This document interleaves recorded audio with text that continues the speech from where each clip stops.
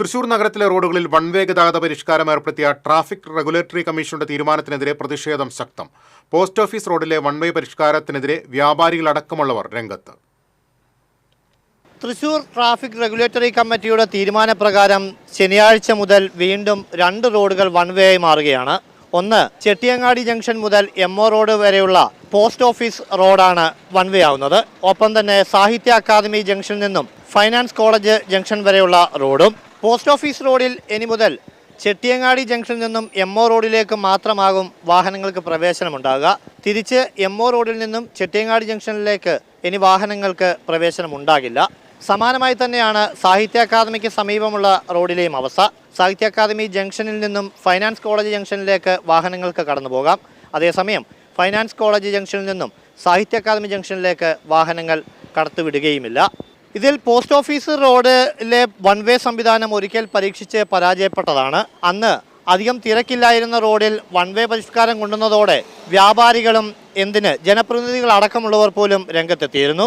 ഇപ്പോൾ ഏർപ്പെടുത്തിയിട്ടുള്ള ട്രാഫിക് പരിഷ്കാരം തീർത്തും അശാസ്ത്രീയമാണ്. കാരണം കഴിഞ്ഞ വർഷം Thrissur corporation traffic regulatory committee നടപ്പാക്കിയതാണ് ഈ റോഡിൽ ട്രാഫിക് പരിഷ്കാരം. അത് വിജയിക്കാതെ പിൻവലിച്ച ട്രാഫിക് പരിഷ്കാരമാണ്. ഇത് വൺ വേ ഏർപ്പെടുത്താൻ പറ്റിയ ഒരു റോഡല്ല. ഈ റോഡിൽ ചെട്ടിയങ്ങാടിയിൽ നിന്ന് കോർപ്പറേഷനിലേക്ക് വരണമെങ്കിൽ, ചെട്ടിയങ്ങാടിയിൽ നിന്ന് ബസ് സ്റ്റാൻഡിലേക്ക്, ശക്തൻ സ്റ്റാൻഡിലേക്ക് വരണമെങ്കിലൊക്കെ വളഞ്ഞ് മൂക്ക് പിടിക്കേണ്ട അവസ്ഥയാണ്. അപ്പോൾ ജനങ്ങളുടെ സഞ്ചാര സ്വാതന്ത്ര്യം ഹനിച്ചുകൊണ്ടുള്ള ട്രാഫിക് പരിഷ്കാരത്തെ ഒരു കാരണവശാലും സ്വാഗതം ചെയ്യാൻ കഴിയില്ല. റൗണ്ടിലെ റോഡുകൾ പോലും സഞ്ചാരയോഗ്യമല്ലാതിരിക്കുന്ന സാഹചര്യത്തിൽ ആ റോഡുകളെങ്കിലും സഞ്ചാരയോഗ്യമാക്കിയിട്ട് വേണം ഇത്തരം വൺ വേകൾ ഏർപ്പെടുത്താൻ.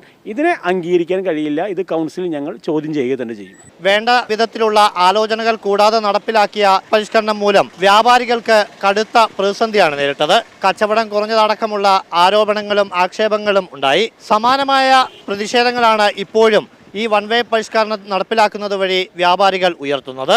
ഞങ്ങളുടെ ഈ സ്ഥാപനത്തിൽ 19 തൊഴിലാളികൾ വർക്ക് ചെയ്യുന്ന മേഖലയാണ്. ഇത് ഈ നിലയ്ക്ക് ഇവിടെ വൺ വേ സംവിധാനം വന്നാൽ പാസഞ്ചേഴ്സ് വരാനുള്ള സൗകര്യം നഷ്ടപ്പെടും. തന്നെയല്ല, ഞങ്ങളുടെ കച്ചവടം നഷ്ടപ്പെടും, ഞങ്ങളുടെ തൊഴിൽ വരെ നഷ്ടപ്പെടാവുന്നൊരവസ്ഥയിലേക്കാണ് പോകുന്നത്. ഇതുവരെ ഒരു കുഴപ്പമില്ലാതെ കണ്ടാണ് കാര്യങ്ങളൊക്കെ നടന്നിരുന്നത്. ഇനിയും വിഷയത്തിലേക്കാണ് പോകുന്നുണ്ടെങ്കിൽ ഞങ്ങൾ തക്കതായിട്ടുള്ള സമരപരിപാടികൾ ആലോചിക്കേണ്ടതായിട്ട് വരും. ഒന്നാമത് ഈ ഭാഗത്ത് ആർക്കും കച്ചവടം തന്നെയില്ല.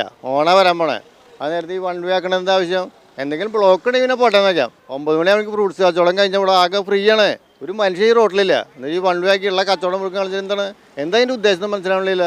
പഴയ പോലെ ആയി ഇത് വൺ വേ ആക്കാണ്ട് നമുക്ക് നോക്കണം. ആണ് രക്ഷപ്പെടേണ്ട കാര്യം. അല്ലെങ്കിൽ കടയൊക്കെ അടിച്ചുകൊണ്ട് പോകേണ്ടി വരും. ഓണക്കാലമാകുന്നതും തിരക്കുമൊക്കെ തന്നെ മുൻകൂട്ടി കണ്ടുകൊണ്ടാണ് ട്രാഫിക് അതോറിറ്റി കമ്മിറ്റിയുടെ ഇപ്പോഴത്തെ ഈ തീരുമാനം. എന്തായാലും വലിയ പ്രതിഷേധങ്ങളും ഇതിനെതിരെ ഉയരുന്നുണ്ട്.